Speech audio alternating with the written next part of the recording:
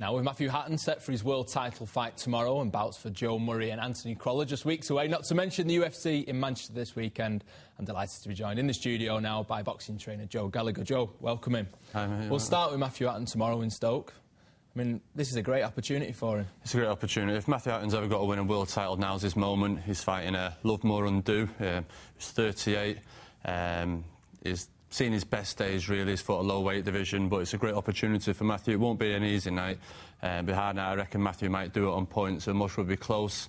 But I fancy Matthew Hatton to do it. If he's got to do it, he's got to do it tonight. He won't get another good opportunity to win a world title as he will tomorrow night. OK, and what about it being in Stoke, not Manchester? I don't know that. You have to speak to Hatton Promotions and that. I don't know. Like I said, Ricky said he wanted to put a show in Stoke for the amount of fans that he used to see in Vegas that were from Stoke, and it was his way of repaying them and putting a world title bout, although it isn't himself. It's the next best thing. His brother being there. So, like I say, it's got to be a good fight. This Undo's a good kid.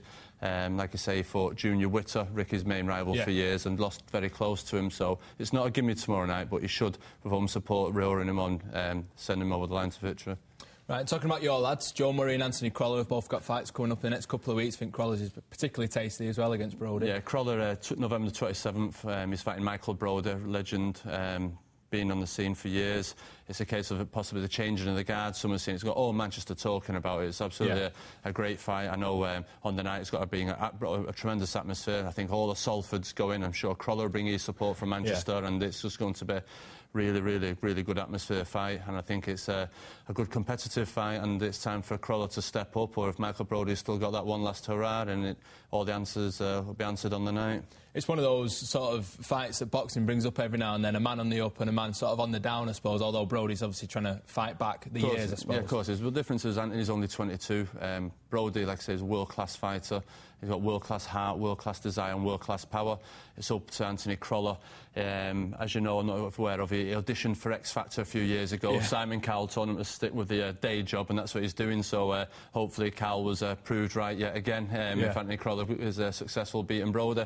But like I say, it's all for Anthony to win and to move on to the next level, but it'll be no easy task. His training's going fantastic. He's looking brilliant and down at the weight at the moment. OK, well, we've got a report on the UFC being in Manchester on Saturday, a little bit later in the show. I mean, what's your reaction to the muscling in on your pod? No, in the column of the week, I think there's room for all of it. UFC, Paul Kelly, who's boxing at the MEN Boxing, fighting at the UFC Saturday night. He's been down training at my gym, doing a bit of conditioning work. OK. And he was telling me that the tickets for the event had changed hands for £1,000 a time. It's incredible, isn't it? £1,000 tickets to watch the UFC. There's like I say, it's a different type. It's the cage, the best fight, the best, and I think that's where boxing's learning at the moment now. Instead of hiding from the rivals, they're having to fight the best for it to enable to survive, and that's what the UFC are doing. It's exciting, and you're going there to see what it says they do to men fighting. So it'll be in a tremendous atmosphere. I think there's a big weigh-in tomorrow or something like that, meeting the fans, and there's the show starts. Great fight. It's got to be great night's entertainment down there.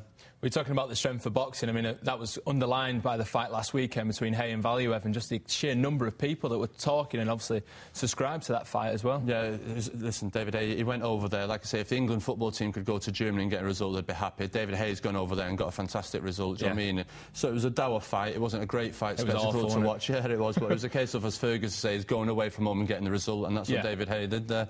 And not only that, I think Sky allegedly, I think there's like 800,000 buys pay-per-view on a Saturday night. Number of people. So that just shows when you've got your establishments like the BBC and ITV there who's running contracts coming to an end, that there is room for boxing. There's nearly 1 million people purchasing it on pay-per-view on a Saturday night. They're cute not to go head-to-head with the X Factor because no one will win, but just shows the demand there, and David Hay is onwards and upwards now. They're on about Wembley Stadium next for him, or Las Vegas. He's a superstar now, and that's what we need, do you know what I mean?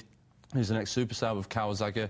Obviously, our own Ricky, he's still humming and hawing. He's made a few suggestions this week he might carry on. But like I said, David Hay is ready to move the sport forward again, like, do you know what I mean? He's charismatic and good-looking as well, isn't he? Well, that always helps, I suppose. But it was the scheduling, like you say, that was fascinating. They made sure it was after X Factor, and then Match Today got pushed back as well. So, I mean, the ladies had the fix with their X Factor, some men, of course, as well, and then the boxing and the football came afterwards. Yeah, exactly, and it was the right balance. And I think he also got 40% of the German TV live air as well, so it was a lot of eyeballs were watching that on Saturday night. And it shows with it promoted right and packaged right, there's still a market for the boxing. And like I say, Manchester is the capital of boxing, and you'll see that if with the lads over the next year or so bringing world titles. Great stuff. Thanks very much for coming in today, Joe. All the best to your lads, of course. I'm sure we'll have reports on them before they come up. Squeaky bum time coming up. Indeed. Thank you. Thanks, Joe.